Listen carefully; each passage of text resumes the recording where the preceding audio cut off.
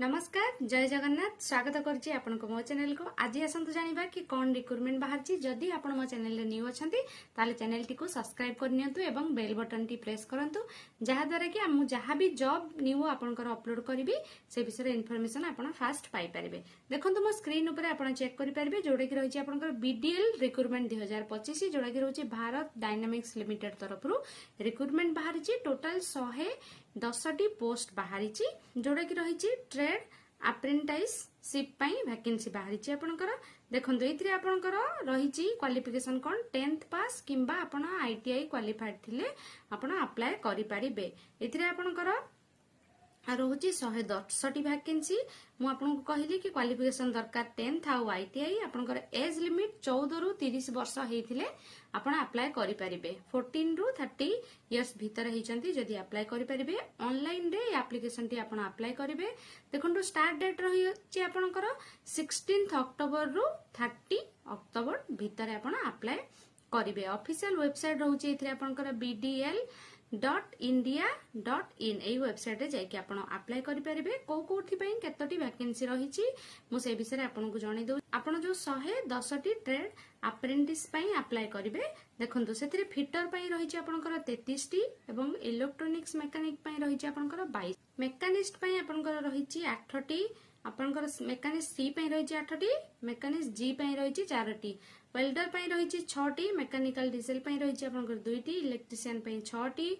आपनकर टर्नर पई 8 टी। सीओपीए पई computer operator and programming assistant पई रहिछि 16 टी।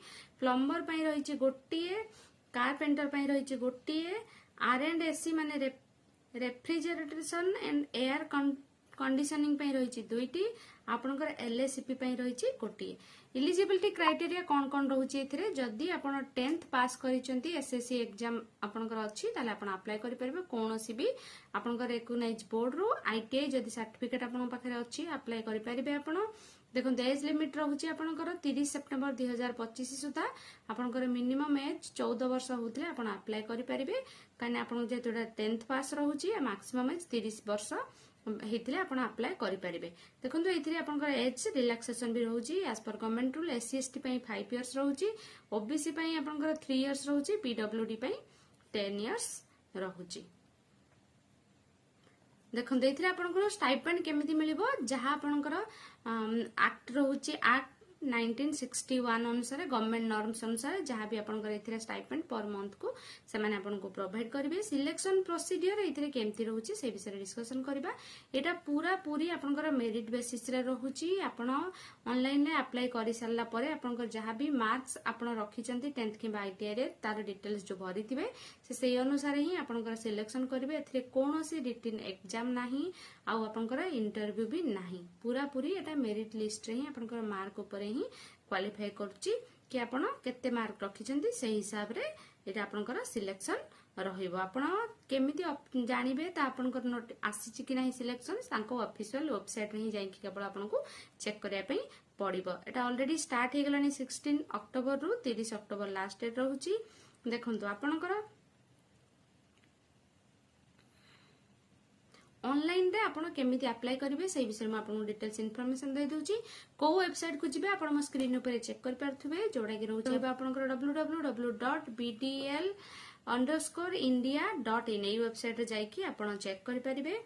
देखंतु तापर गल्ला परे क्लिक करिवे आपण कैरियर्स ऊपर जोडा कि आपनकर अप्रेंटिसशिप ट्रेनिंग आसी जिवो सेइथरे आपण क्लिक करले 2025 रु 26 सेइथरे आपनकर अप्लाई ऑनलाइन ऑप्शन आसीबो। सेठी आपण डिटेल्स इन्फॉर्मेशन आपनकर पर्सनल इन्फॉर्मेशन जहा मागिथिबो सेगुडी को भरिला परे एजुकेशनल क्वालिफिकेशन एवं ट्रेड प्रेफरेंस देबे। देई सला परे आपनकर डॉक्यूमेंट्स एवं पासपोर्ट साइज फोटो सब अपलोड करिवे। सिग्नेचर जहा जहा डिटेल्स रे मागिथिबो तापरे आपण सबमिट करिवे। आ आपनकर सबमिट कर साला परे प्रिंट आउट बाहर करके रखिबे। आपनकर फ्यूचर रे सेटा बहुत काम रे आसीबो जदि आपनकर सिलेक्शन होछि एंड ऑल। आसंतु जानिबे कि एथपे कोन कोन आपनकर रहिबो डॉक्यूमेंट सब जोडा का आपण नै कि ही अप्लाई करिवे ताकि आपनको एप्लीकेशन अप्लाई कला बेले कोनोसी असुविधा हेबो नै। एप्लीकेशन गुडी होछि 10th मार्कशीट आपनकर दरकार किबा आपण एसएससी जदि करछन तार मार्कशीट। आईटीआई सर्टिफिकेट एवं मार्कशीट दरकार। आधार कार्ड आईडी प्रूफ दरकार। कास्ट सर्टिफिकेट देबे। पासपोर्ट साइज फोटोग्राफ आपनकर दरकार एवं सिग्नेचर। एई डॉक्यूमेंट गुडी को रेडी करिकि आपण अप्लाई करंतु जहा द्वारा कि आपनकर कोनोसी असुविधा हेबो नाही। जदि जॉब विषय रे आपनकर कोनोसी भी डाउट रही इनफॉरमेशन आपन जानिया को चाहउचंती को वेबसाइट रे जिबे को लिंक रे जाई क्लिक करिवे केमती ओपन करिवे सबमिट करिवे किछि भी आपनकर डाउट्स अछि ताले आपन मते एनी टाइम पचारि परिवे कमेंट्स रे मो आपन को रिप्लाई दबा पई ऑलवेज रेडी ही रहउची। आशा करछि आज रे वीडियो निश्चिंत आपन को किछि ना किछि इनफॉरमेशन देइथिबो। पुणी देखाबो आउ एको नुवा इनफॉर्मेटिव वीडियो रे। नमस्कार, जय जगन्नाथ।